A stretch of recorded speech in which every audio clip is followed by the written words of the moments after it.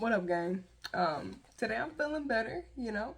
Yesterday I wasn't feeling as good. My head was hurting, but today I'm feeling better, so the vibe should be good today. Okay, so looking forward to that.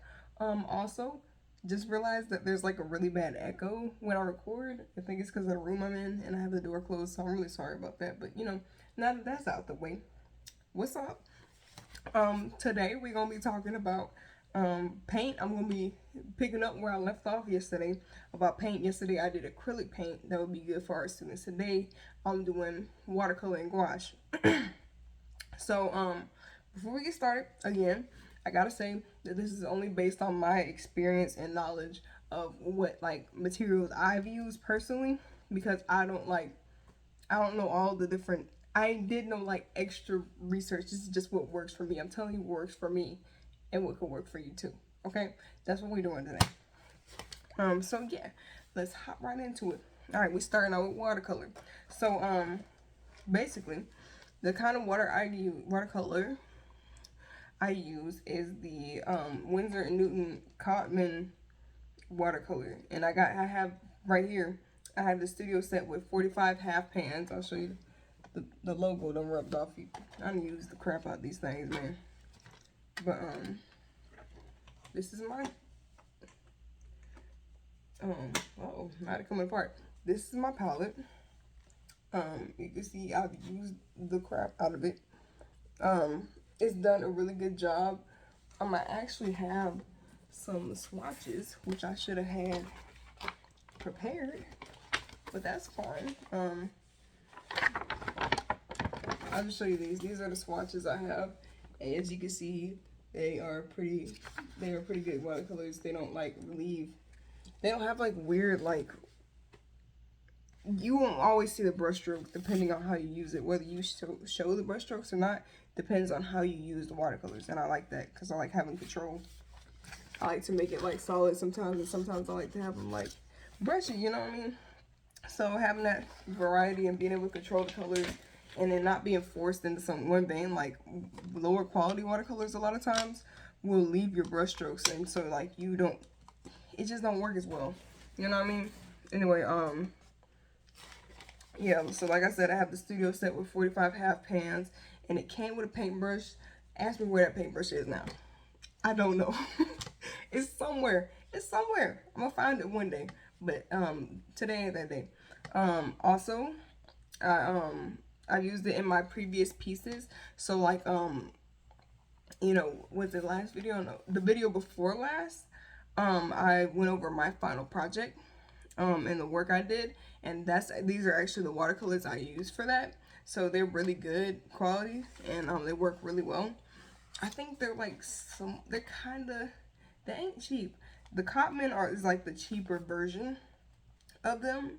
It's not the professional, but it still works really well. I don't know what the professional does. If this is the amateur, then like, what does the professional do? Because they work good, you know what I'm saying? But like, yeah. So I looked it up. I don't think it was this expensive. I don't know if somebody bought them for me, or like if I got them as a gift, or if I bought them myself. But I don't remember them being this much. But they $67 on Amazon right now, which is like wow. But good stuff costs money. But honestly, this will probably last you for so long that it'll be worth it. Like, I've had this for years, to be honest. So like, it's a good purchase. And then also like the little things come out, the little wells. These are not wells. Are they wells? I'm not sure if they're wells. But the top and the extra little part come off, so you can just like be rocking with this. And all the pans come out, and you can buy replacement pans, so that like when you run out of one color, you can replace it. So yeah, let's check. That is all I have for that. If you want to see how I used these watercolors, you can go to my previous video. Oh yes, a plug. But you go to the video before last, and see my final project, and like skip to where I'm showing you the pieces, and then you'll see just how well they work. You know what I mean? But yeah, that's that. Also, so if the Winsor & Newton is too expensive for you, there's actually a set of watercolors called Praying. I don't have them with me because as soon as I got these, I chucked the other ones. Okay. I chucked them because these work so well. So but like don't hold me to that anyway. So it's a set called, it's a company brand called Prang, and they sell a 16 set of watercolors on Amazon for $11, which, you know, good stuff. They're a good set to learn watercolor, and you know, I used to use them a whole lot before I got my Winsor Newton watercolors. I actually have an example here, but as you can see, not in person, but you know, this piece right here. Oh, look at it showing me on the screen. Okay, come on, hold up. I'm gonna turn the light off. Yeah, this is what it really looks like in this room. But as you can see, I was able to do a lot with those watercolors still, and they worked really well. Got a lot of different variety, and since it is 16 colors, you do have to mix, but they work really well.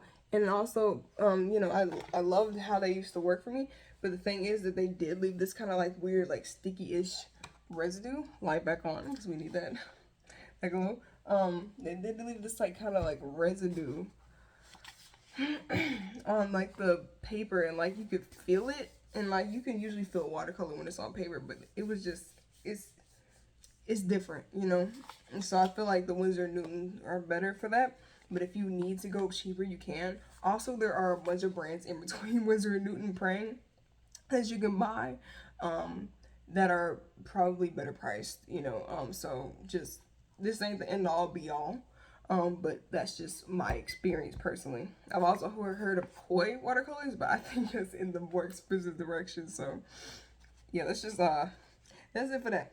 All right, so that concludes also the Prang watercolors. I think will get you through. I don't know if they're like college level kind of like paint, you know. I would say like the Winsor would be a more safer, like a safer bet, but like I think Prang will get the job done, you know what I mean.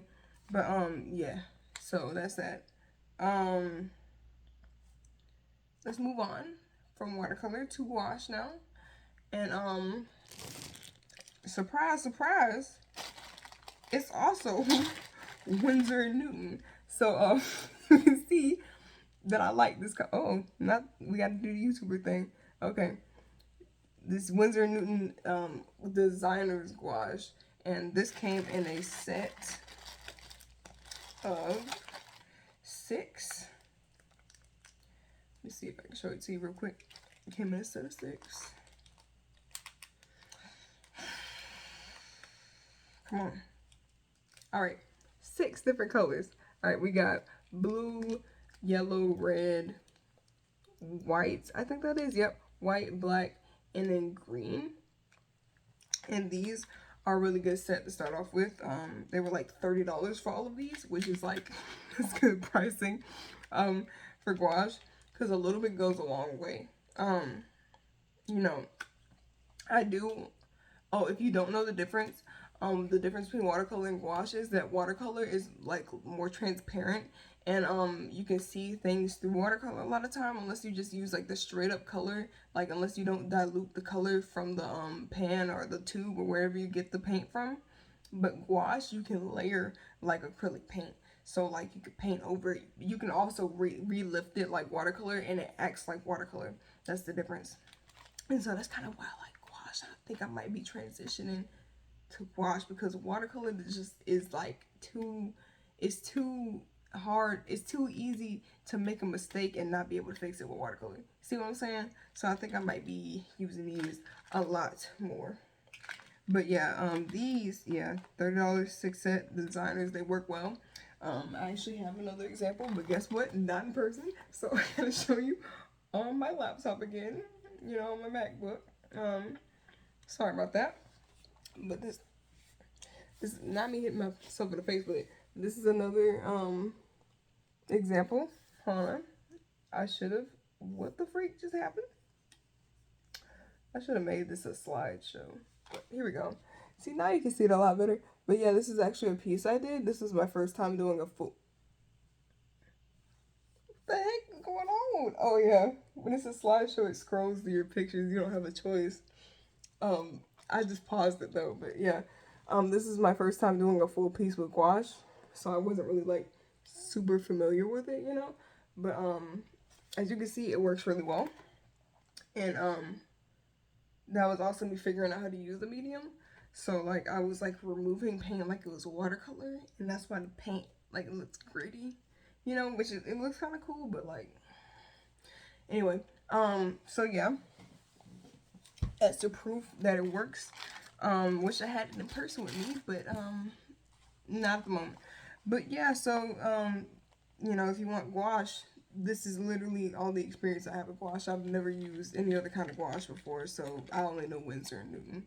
But yeah, it appears it has been 10 minutes, so we shall cut this video short. Not short.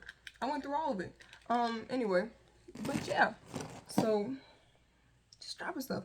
Hope you guys enjoyed this video. Hope it was helpful, you know. In conclusion, get you some Winsor and Newton. You didn't hear from me. You did though. But anyway, thank you for watching this video. Hope you liked it. Don't forget to like and subscribe if you liked it, and comment, you know, because I answer those. So yeah, that's it. So I'll holler at y'all later. Peace.